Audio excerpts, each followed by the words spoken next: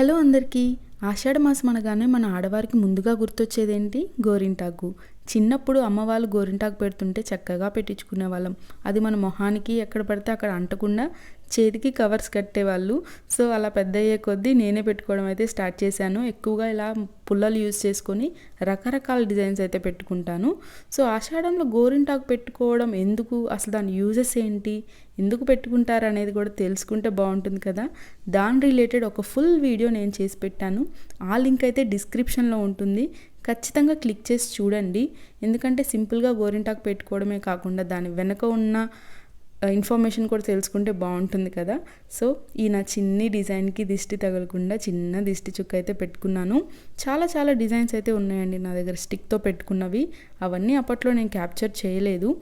నేను ఇది ఆషాఢ మాసం స్టార్టింగ్లో పెట్టుకున్న గోరింటాకు. ఈ డిజైన్ నచ్చినట్లయితే కామెంట్ సెక్షన్లో తెలియజేయండి ఎలా ఉందనేది.